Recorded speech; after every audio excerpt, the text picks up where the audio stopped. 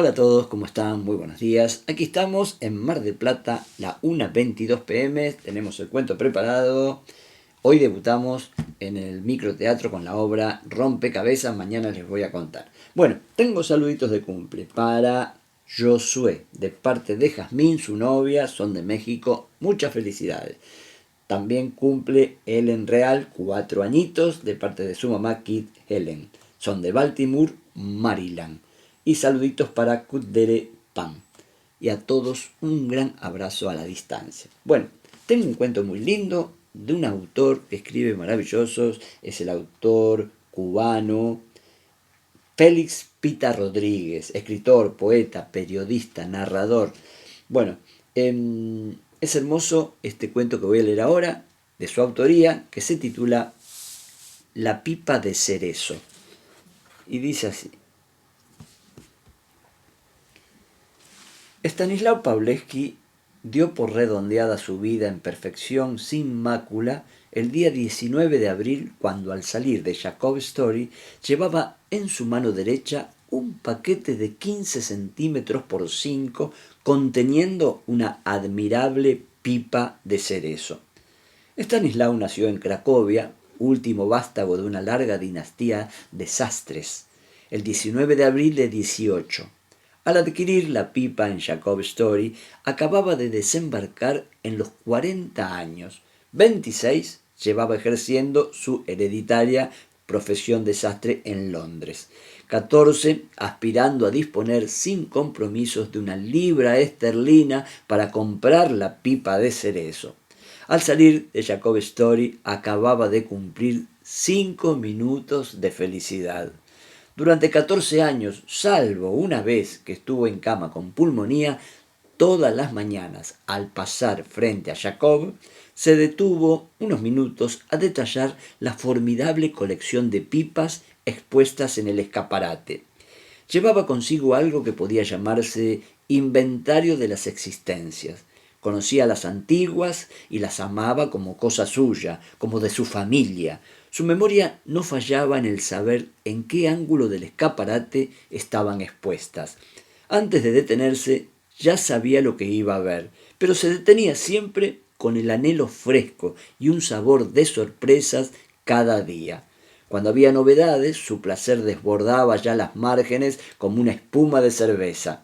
De boj, de cerezo silvestre, de espuma de ámbar, de melocotón, de terracota, todas las sabía, las distinguía sin titubear, brillaban con sus nombres propios en un como planiferio pequeño, constelaciones tan inalcanzables a las manos de su economía como inalcanzables a sus manos las constelaciones de la astronomía, pero sobre todas aquella de cerezo, ejemplar magnífico alrededor del cual bailaban sus ansias y al que protegía como un aviso de tabú, el redondel de cartulina donde resaltaba en rojo la cifra fatídica, 1 libra esterlina.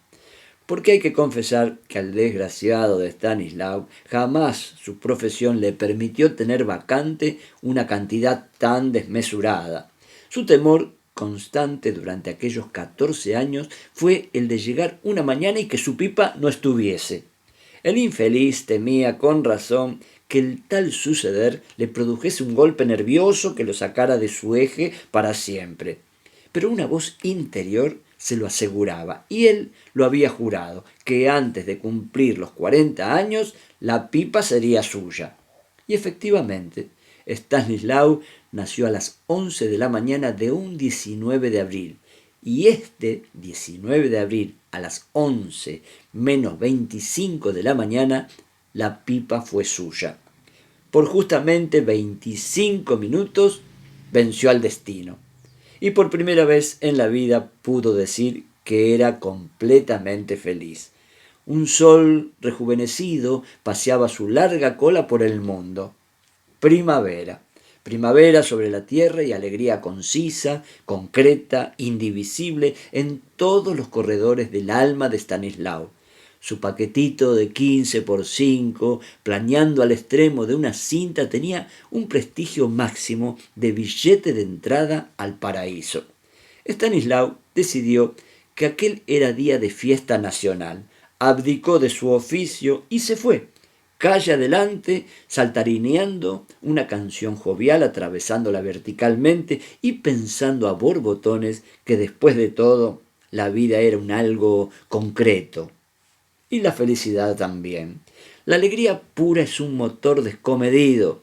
Sus impulsos inconexos, su dionisíaca independencia son los gladiadores capaces de vencer al gigante negro y adormilado del hábito. El contento fue cabalgadura que llevó a Stanislao, por encima de sus 40 años de abstemio, a encallar en una cervecería. Curioso fenómeno este que hace que el hombre que experimenta una gran alegría experimente al mismo tiempo una necesidad desaforada de ingerir mixturas líquidas con base alcohólica. En la cervecería hizo varias amistades, charló abundantemente sobre todos los temas, el animalillo silencioso por naturaleza, casi misantrópico, y relató con léxico lírico su inusitada riqueza, la historia con desenlace feliz de la compra de su pipa.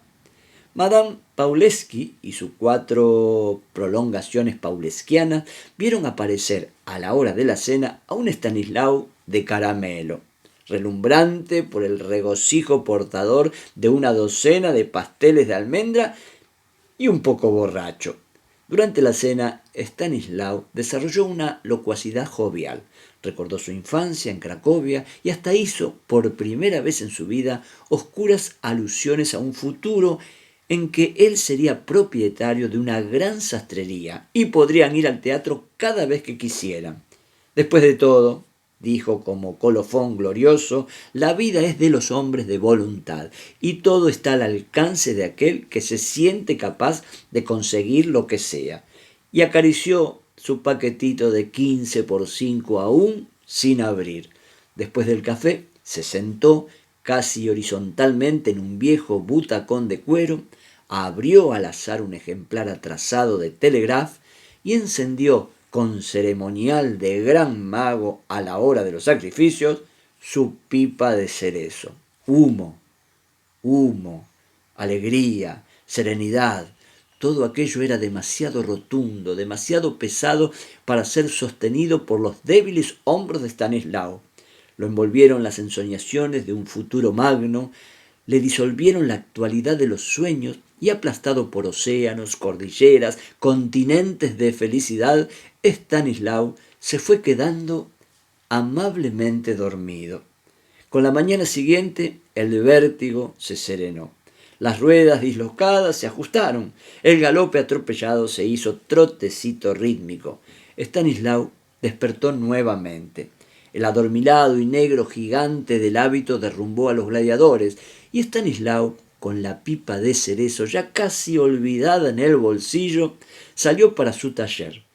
Callado, quieto, sin cosquilleos ni canciones y sin observar ni importarle nada que hubiese llegado o no la primavera. Solo le acuciaba, casi indistinto, difuminado por las circunstancias, un viejo anhelo que no tomaba forma, quién sabe por qué.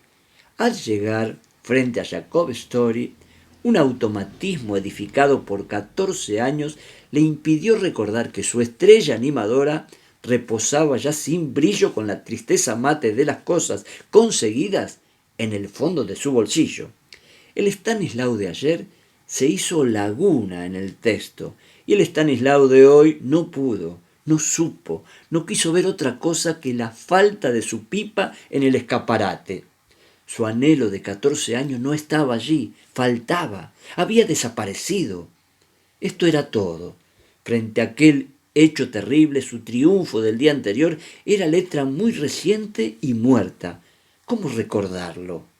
Para ello hubiese sido necesaria la fuerza de un dios, y Stanislao no era más que un hombre pequeño, débil y sastre, nacido 40 años antes en un barrio al sur de Cracovia. Frente al escaparate de Jacob lo recogió la ambulancia del hospital de urgencia. Fiebre maligna provocada por un choque nervioso, diagnosticó el médico. Tonterías. Vivió 14 días, uno por cada año de anhelar, pidiendo continuamente en su delirio le devolvieran su pipa de cerezo. Cuando la enfermera le tendía la que había encontrado en sus bolsillos, la rechazaba con gesto de disgusto y lloraba con tal angustia que hasta el médico, animal sin lágrimas, sollozaba apenado. En los momentos de la agonía, una extraña sonrisa ocupó el lugar de su mueca angustiosa de solicitud y fue quedando sereno, sereno, como si le acariciase un tierno soñar.